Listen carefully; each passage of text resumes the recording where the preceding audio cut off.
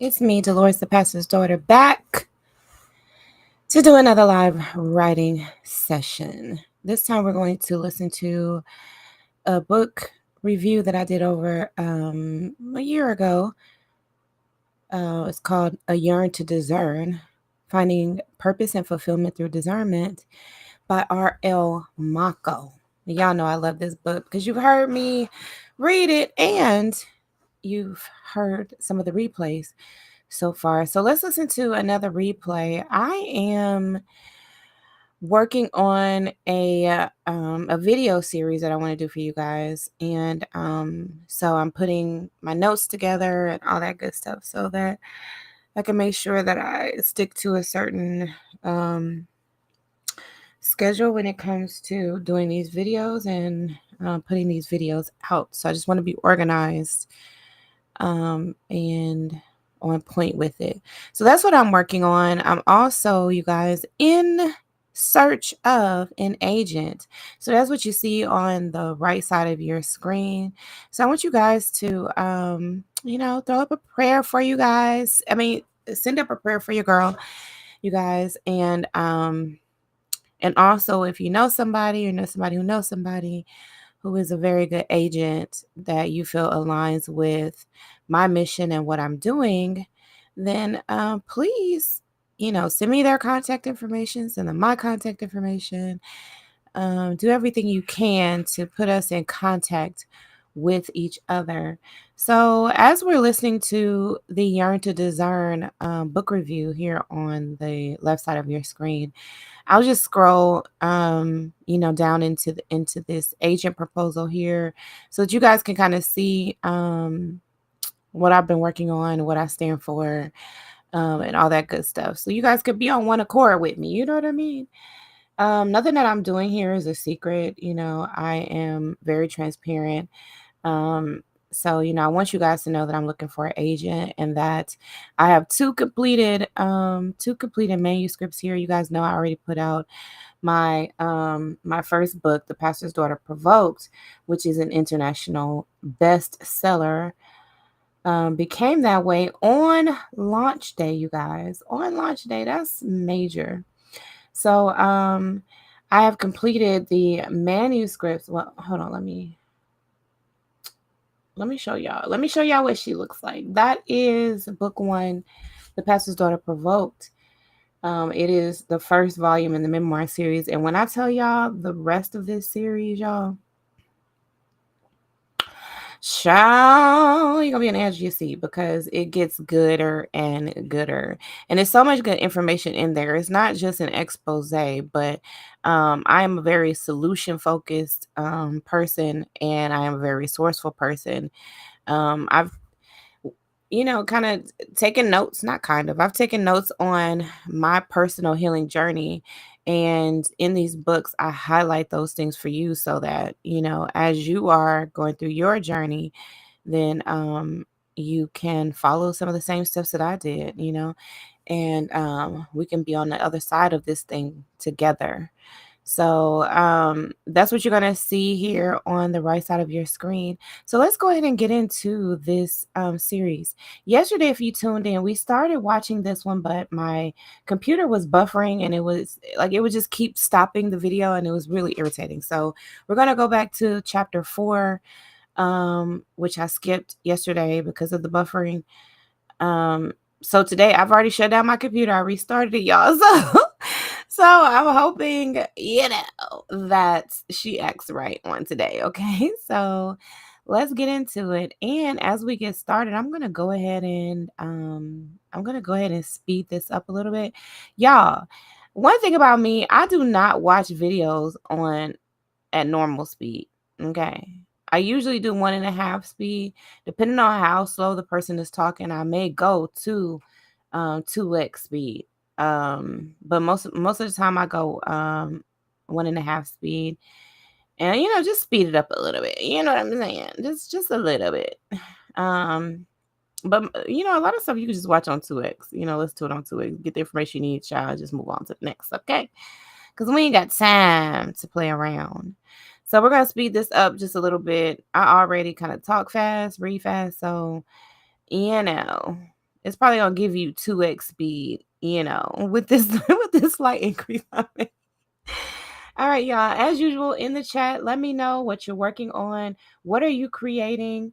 I am your accountability partner. You are my accountability partner. Just you being here is holding me accountable and giving me a great energy boost to keep on going and keep on doing what I'm doing. And I want to give you the same. Okay, so y'all let me know in the chat, what are you creating? What are you working on? And I will send some great positive creative energy your way, so that we can continue to put great things out into the world. Okay, let's get into it.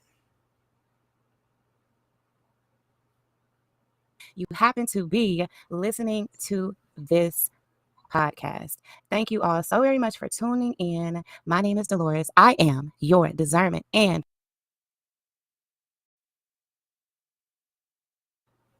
y'all. Oh my God. Not the first couple seconds. Oh my God. We are not doing this tonight. You know what? Because it's doing this, I really do think now it might have been it might have happened in the initial recording, I wonder. Oh y'all, this is so freaking irritating. Let's go to something else. Okay, let's go to something else, y'all, because it's about to make me mad. Okay. I know y'all probably like, ugh, irritating. Let's see what we've been watching. What's been going on? What's been going on? Okay, this is what we've been watching. So let me see.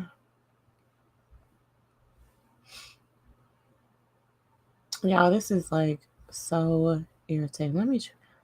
How many times have our decisions put someone else's life at risk? Uh-uh. Oh no, absolutely not. Absolutely not. I can't believe this. Y'all don't even understand. This makes me beyond upset that this is happening like this. Let's do something different. Let me move this for a sec, and then let's listen to this video that I created the other day. So I've been really like working on chopping it up and putting captions and all of that stuff in there for y'all. But I want y'all to see this. I want y'all to listen to this because, like, y'all, I really started talking about some really powerful things the other day, and I don't really know what had got into me, but it was just like, it just felt like the right time, felt like the right space to talk about it. So, let me put this back right here for y'all. Let me see. Let's see, where was I? Okay.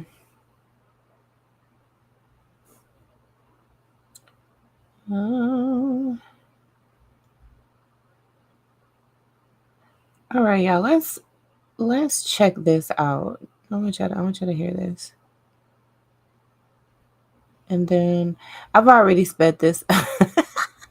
Yeah, I already made this faster. So let's let's take a listen. When I was still at the church, it was like this was like after I had lost like a bunch of weight, and like I started losing weight by eating vegetarian. Like I had went off meat and was really just eating mostly just vegetables, and then I like grew into like pescatarian stuff, eating some fish and stuff like that, and of course I just grew from there.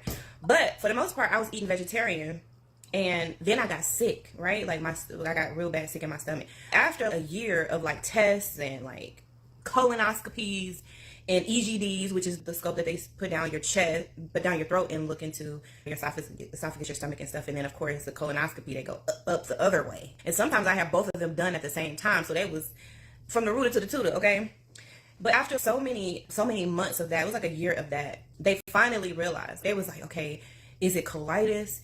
Is it IBS or IBD? Is it like, y'all, it was like so many things. I have a hernia already. Like I have a hernia right about here. And so that's one thing that was like also getting real agitated and stuff by whatever was going on in my digestive system. And so I started losing even more weight. It was like faster than I anticipated losing it. And I wasn't losing it in a healthy way because I was sick, right? So I looked sick. I didn't just look, okay, I'm just slimming down, losing weight, getting healthy. No, child, I was looking sick, okay? Yeah, so one time in church, it was like all of us like together, meaning like most of the regulars, like old heads in the congregation and stuff like that, people who have been in the church for a long time. It wasn't really a whole lot of new people, but we was like all leaving church at the same time. And that was one thing that my father used to make us do is he was like, we all need to leave at the same time. He made it seem like it was a safety thing, but really it was more control, because he didn't want us to just be like talking amongst ourselves and like fellowshipping and all of that stuff. Like I know now that it was because he didn't want us being on one accord with each other. He didn't want us being close. He didn't want us like developing friendships and anything like that. And he definitely didn't want us talking about him or anything that was happening in church, anything that we would improve, anything that we would change, any grievances that we had. We couldn't talk amongst ourselves for that stuff. So every time after church, he would have my uncle, who passed away since then, Uncle George, he would tell him to shut the lights down. So they would turn the lights down at the breaker box, y'all, turn the lights off. He would like shut the whole thing down. So it wasn't like you could just stay in there and just be like, we'll leave later, I got a key, whatever, and I'll lock up on my way out. No, you couldn't even just stay in the parking lot. No, child. No, everybody has to leave at the same time. It was one of them times he had shut down the breaker box. Everybody was like making their way towards the door, everybody together. And this man actually said to me, he was like, he looked at me, looked me up and down. He was like, you gonna gain all that weight back? I was like, oh, he's a hater. Oh, my own father. Y'all, and then to say that in front of everybody, oh, you gonna gain that weight back. Oh, you dirty thing. No kind of encouragement or nothing. Like, you done. I know you've been sick and it wasn't how you wanted it to happen, but you look good or keep it up. No type of words of encouragement, nothing, y'all. You gonna gain all that weight back. I was like, ooh. You low down. You are low down. That wasn't the only thing he did, y'all. It was like other things he would say and do that was like would objectify me, like in front of people too. So it wasn't like it was like already awkward exchange and wrong. Like he would do it in front of people. So then it was like also embarrassing. I had to come back for it. I came back with something. Maybe I think I said something like, "You just think that because that's what happened to you." Like this was you, because you can't keep the weight off. Like, why would you say that to me? Like, why would you do that? Why would you even say that in front of everybody? And when even you can understand, like, if somebody just says it like out of concern, okay, make sure you know you're doing what you can to maintain it, to keep it off. Like, it was nothing like that, y'all. He was like, nah. It was straight hater. You could hear the hate in his voice. You could hear like the jealousy, a little like who she thinks she is type of thing. And it's just you just wouldn't even expect that type of energy to come from any parent of yours, but you definitely wouldn't expect it to come from your father. I'm a whole woman. Like, how are you jealous of me? How are you hating on me? How are you? You know what I mean? What is your motive here? You know what I'm saying? What is your intention? What are you trying to do? But yeah, there was just like times where I just realized like, dang, my father really do dislike me. Like, he don't like me. In fact, like, he doesn't just hate me, but it's like there's a jealousy, there's a competition. You know what I mean? Like, why is he trying to compete with me? And even recently, y'all, from time to time I go over on his page, see what he's up to, check on him. And I got some good updates for y'all too, by the way, because what we've been doing, y'all, has been working, okay? And we need to acknowledge that, but not right now, okay? So sometimes I go over to his page from time to time, and y'all, I noticed that this man would be over there. Never in all my years, decades of being under his spiritual leadership has he ever talked about discernment. Ever. Do y'all hear me? Ever. Never talked about discernment. I don't even think he ever used the word. Why did he never use the word, y'all? Why did he never preach about discernment? Talk about discernment.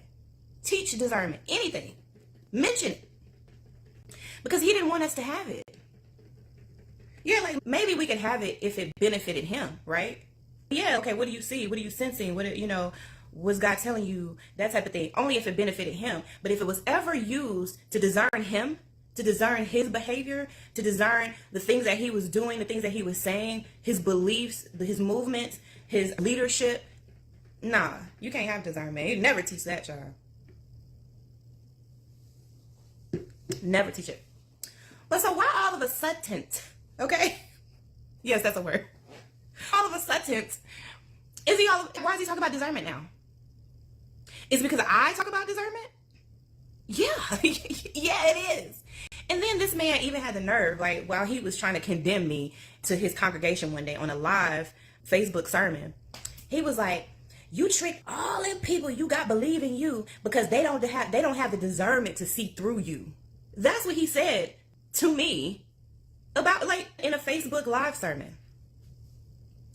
He wasn't really saying to me, child. He was saying to everybody else, because he wanted everybody else to discredit me or to feel like I didn't know what I was talking about, or that they just didn't have the wisdom to see through me that I was the one who was actually in the wrong. But the only thing he could possibly say was that, oh, they don't have the discernment. First of all, everybody has discernment. It's a gift from God. Everybody has it. Now, their level of how they have been practicing and exercising it depends on their level of discernment, yes. But are you teaching discernment? Are you teaching these people how to discern me? No, you're not. So while you're saying that your congregation or people who have listened to me do not have discernment, but at the same time, you're not teaching it. And why are you not teaching it? Because if you actually taught it and people actually use it, then they would see you're the deceiver. Yeah. So now he's like trying to talk about discernment. Discernment this, discernment that. While the whole time, y'all, I promise y'all the whole time. And I listened to him. I'm the one who studied my father. I was obsessed with him, I would think. Like, there was a time, it's just like, I would just watch him. Like, I was fascinated with him. I mean, he's my father, for goodness sake. He was just like, who is this man? And I would just watch him and study him. Like, I told y'all before, like, he used to be able to, like, I could raise this eyebrow, right? And I practiced this because my father used to do it. So I always wanted to raise my eyebrow, too. But he could do both. Like, he could raise this one. I can't raise this one without, I can only raise this one, but I can't do the other one. It's weird, but I used to watch him, especially, like, when I would be sitting in the backseat of the car in the rearview mirror.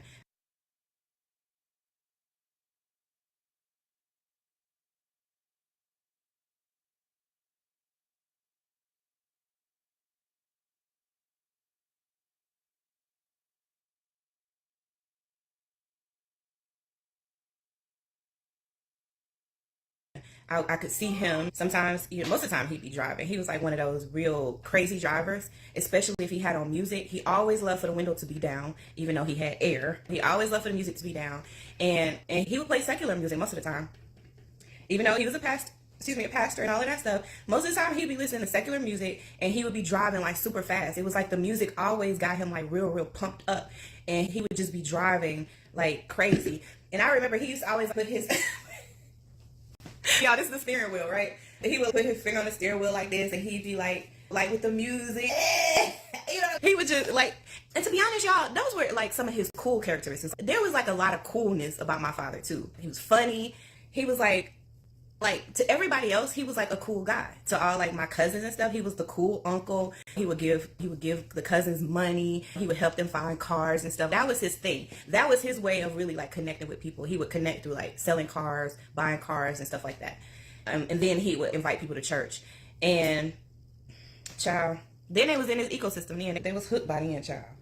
Because if you actually did business with him and you came to the church, more than likely you were going to stop coming to the church because you realized he was a shady businessman. He would probably sell you a car, but he'd sell you a lemon. He would sell you something that wouldn't last very long, something that he probably rigged so it could work for a while, and then it would just go back out. It was just like, that was his thing. That was his hustle. His hustle all growing up, always cars, always some type of like flea market thing, and the church. Those were his hustles. I rarely saw my father work like a regular job. He was always like just a hustle man. But, and y'all, I don't even know at what age or stage or whatever that he actually started to compete with me. I don't know if that was something that was always there, but it was something that like the years before I left the church that I just realized. And then after I left the church, I was like, dang, this man really is trying to compete with me. And then it was almost like he would take on maybe like characteristics or accomplishments that you were the one who made, right? So you made these accomplishments, but for some reason, he would carry on like he was the one who made the accomplishments, right? Let's say, for instance, after I left the church, right, he goes on his broadcast and he does this whole series about like anger. He started this mess when we were still in church. And it was like, dude, how are you teaching about anger, and you're the angriest one in here? Like, you're the one who's always raging out. Like, you're literally like yelling at us in sermons and all kind of carrying on. And I already know from growing up with you that anger is like, that's your thing, right? That's your main characteristic. That's your main emotion. He started doing this series about anger management. Like, in a series with advice that he clearly didn't take. Okay, you need to be preaching to yourself first. Okay, take your own advice first, and then come back to us and let us know how that worked out for you. You know what I mean? Because he was like the angriest one. And then even Olivia, she since passed away. That was my girl, y'all. She was like, hey, why is he trying to? Once we finally got close, because he kept trying to keep us from getting close. So he would always run some type of interference between me and her. But eventually we connected despite him. And we would even like sometimes meet up here at my house, or we would just talk on the phone or whatever. And one day she was like, he's teaching this whole series about anger management, and he's the angriest one. He's the angriest person in this church. And not only that, she was like, and it's making me angry. It's making me angry that the angriest person in here is really trying to teach us about anger. Like, what in the world? But this was his thing. He said, God has made me to be a counselor. God has made me to be a counselor. Oh, okay. See, I went to school for it, right? I have a bachelor's degree and 2 master's degrees, right? One in public administration and business, and one in clinical mental health counseling. And this man is literally like telling me in church, trying to preach like he's some type of counselor from God about anger management, while he is still the most angry person you'll probably ever meet. Of course, he puts on his mask and you think that it's not really that. But if he said this, God made me to be a counselor. There's some of us who actually go to school to perfect this craft, this calling, or whatever it is that you want to say it is. And we have a board of ethics. We have standards that we have to go by. There's a protection code for people that we serve and that we say that we're trying to help. What standards do you have as this God-made pastor, God-made counselor? Do you have a board of ethics? Do you have any type of standards that you go by to ensure that you are doing right and telling the right thing to the people that you are supposed to serve? Who holds you accountable? Because some of us went to school, some of us took tests, like me, who's a nationally certified counselor. But see, he's one of those that will be like, okay, my daughter is a counselor. She went to school for it. She studied hard and long for the exam that a lot of people don't pass on the first try, and some people don't pass ever. She studied for it. She took the exam, passed it on the first try. But God made me to be a counselor. So therefore, that somehow trumps everything that you have worked hard for. If you are called or purposed by God to do something, why wouldn't you go to school? Why wouldn't you study? Why wouldn't you perfect that gift and that calling that you claim God gave you? No, instead, you're up here telling us, you angry. You angry. You need to get that anger about you. While you're the angriest one. It's weird. But y'all know there's so many of them like this.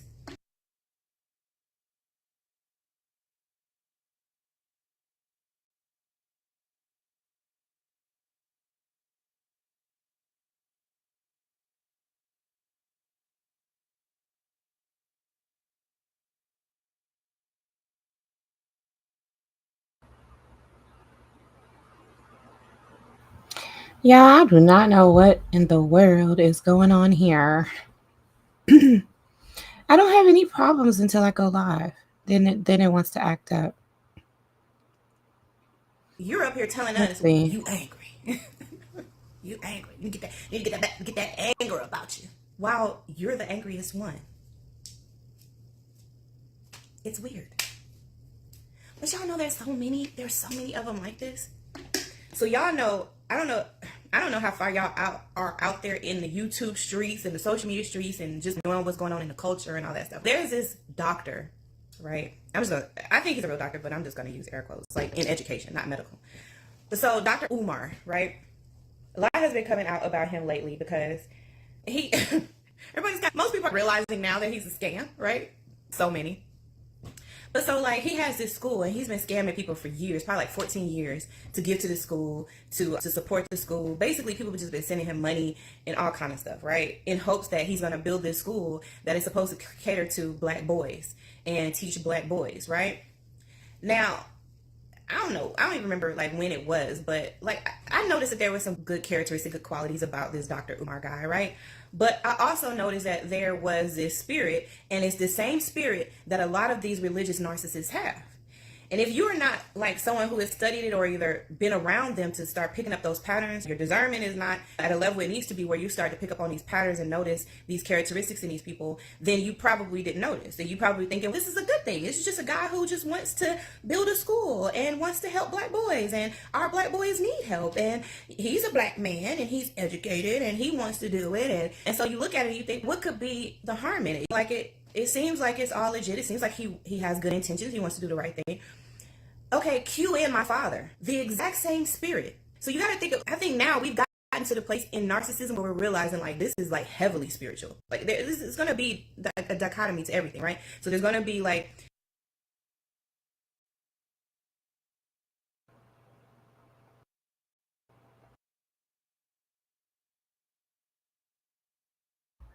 Yeah, this thing is like seriously acting up. It's very, very disappointing. Very disappointing. Usually my internet is great. The reception is great. The service is great. Everything is great. What is happening on tonight? Huh? What is happening? Let me refresh this and see what happens. This is really, really upsetting me, guys. I don't know. It might be time for a new computer, y'all. I don't know. Maybe I need to clean this one up a little bit. Because I don't even properly like shut down and reboot and all that stuff. So, or restart. So, he wants to do the right thing. Okay, probably cue my in my fault as father. well. The exact same spirit. So you got to think of, I think now we've gotten to the place in narcissism where we're realizing like this is like heavily spiritual. Like this is going to be a dichotomy to everything, right? So there's going to be like the natural side of narcissism, right? These natural characteristics and qualities that you see in these people. And there's also going to be the spiritual side where you notice that there's like a demonic influence and there's like this same spirit that is on these people, right? Cue in my father, Dr. Umar. Tell me why that is the same spirit. Same spirit. My father has a school too. He has a school too, y'all. He has a school in Gadsden right now. In fact, that school was the reason why the church just was completely dismantled. Starting with mine and my husband's departure. Because we were like, this is it. This is it for us. This is the last straw. This is it. Because what? You can't have that spirit. You can't have that spirit and then put yourself in position to educate all of these youth, all of these souls, all of these people that do not know who and what you are. Listen, my father has 5 kids, right? 4 biologicals, but all 5 he raised, right? He and my mom raised us, okay? Now, if you are looking at someone to educate your kids, teach your kids, own a school, preach to you, own a church, right? Call themselves a pastor, teacher, or a God-made counselor, don't you think it would behoove you to at least look at his fruit? At least look at his own kids. At least look at what he's done. To me, that's one of the basic discernment things, is just to do a little research, just look at it. Just look at the situation. He has 5 kids. Now, the one that my father elevates the most and the one that you're going to see the most is me. Because I was a kid who made him look good. I made him look like he had it all together. I made him look like he was a good pastor, a good father. He's a good teacher. Look at his daughter. She got 2 master's degrees. She's a retired captain in the military. So surely this man is qualified to have a school, to have a church, to call himself a pastor, to call himself a leader. Because the people that he is supposed to lead, like the first people he was supposed to lead, he did good with. The proof is in the fruit. But you're only looking at one piece of fruit, okay? And you're looking at one piece of fruit who removed herself from the tree. Because the tree is dead. The tree is dead. Here's the plot twist, y'all. You're going to have to remove yourself. You're going to have to separate yourself. You can't wait until this magic day when God separates everybody and from the wheat from the chaff and the wheat from the tares and all of that stuff. No, you're going to have to separate yourself.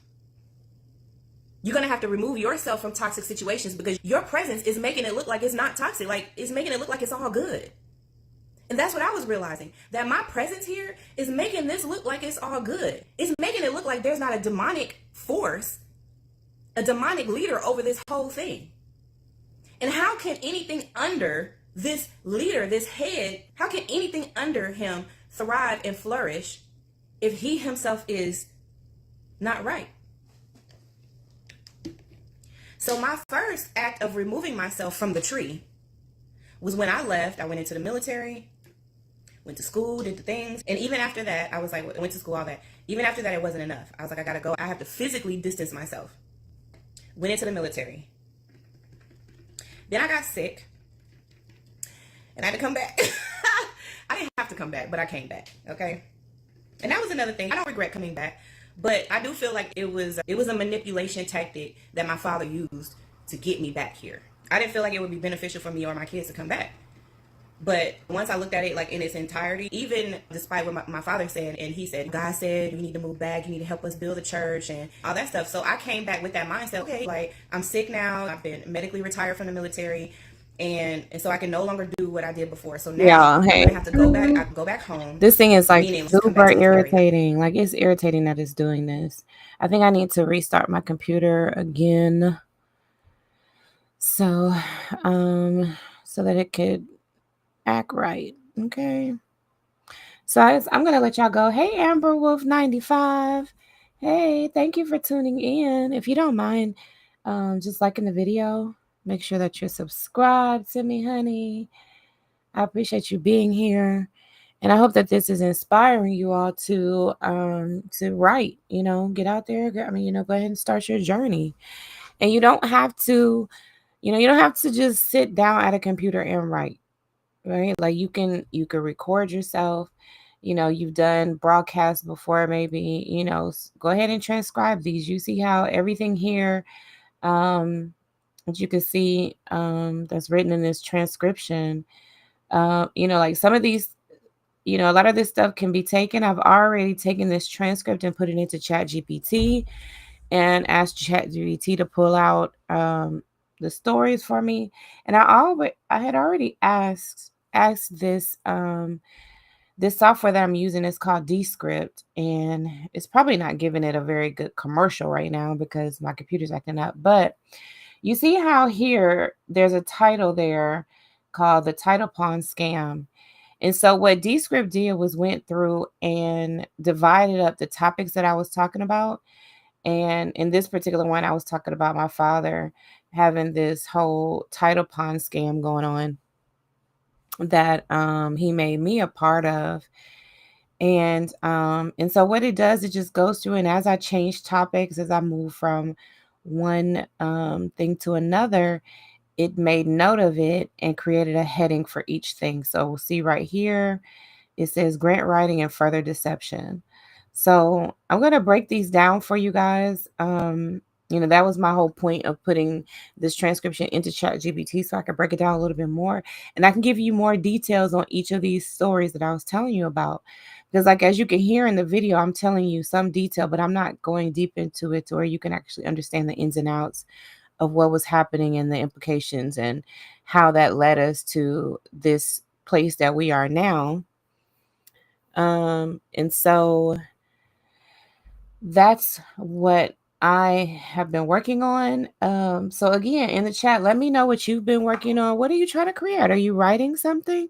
Are you drawing? Are you painting? Are you, creating videos, transcriptions on, any of these types of AI apps where, you can do a faceless channel or do voiceovers or any of those things. Like, let me know what you're doing, honey. Like, I'm interested in you and what you got going on.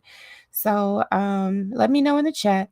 And even if you comment later after you've watched this stream later on, then, still comment and let me know as I go back and look at old comments and I'll see, hey, so and so, Miss Amber Wolf 95 was working on this, and, I could even check in with you, like, let's say this is a 6 months, a year down the line, and, I check back with you. You just never know where you'll be, because it's these little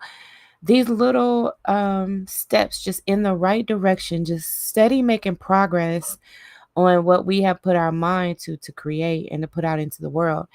So, continue doing what you do. I'm here to encourage you and inspire you and create a space where you can also, create with me. Um, yeah, I'm just gonna let y'all. Well, yeah, I'm gonna let y'all go now since I started the stream this way. Next time we come back, we may just listen to some music and just have a real chill, quiet writing session, and just do it that way. But like I say, you'll see what you've watched so far. You'll see short videos come out with these individual topics that I talked about in this video, breaking down the whole issue with my father's church, why I left the church, why I no longer identify, okay, as a Christian. I no longer identify as a Christian. I identify as a follower of Jesus. And I want to tell you all about that process and how I came to this position, how I became a dance instructor, line dance instructor, and how I've just gone through this healing journey that has completely transformed me and transformed my life. And excited to share with you, but I'm also excited for you all to experience your own transformations. And so, as you are experiencing your own transformations, write it down. Begin to write, begin to record yourself talking, turn those into transcriptions, put those transcriptions into Chat GPT. Tell Chat GPT, hey, clean this up for me. Take out all the ums and ahs and all the language that doesn't translate well. You know what I mean? Like, you hear me saying it, you see it here in the transcription, but you also see where I can take that out, and just make a more clean version to put out into the world for you guys. So, like, there's just so many ways. You know what I mean? There's just so many ways to do what needs to be done. Okay. And I'm your girl. I'm here for you. And I want to hold you accountable, also giving you some good ideas here and there as we progress in our endeavors to live out our purpose, which is to create. So that's it. That's all. Okay, honey. So I will see y'all in the next live stream. If I decide to continue working tonight or this morning, then I will go back live and then we could just, hang out together. We'll just listen to some music. We'll have the fireplace going. You guys know we've got the fireplace, for our writing sessions, child. We could just bring that right on back and make it real chill. So yeah. I will just see y'all in the next stream. Let me know what you've been working on. Let me know what you've accomplished. Let me know, honey, okay? Because I love you and I need you to. Why? Because you are important to me. All right, y'all. Bye bye for now.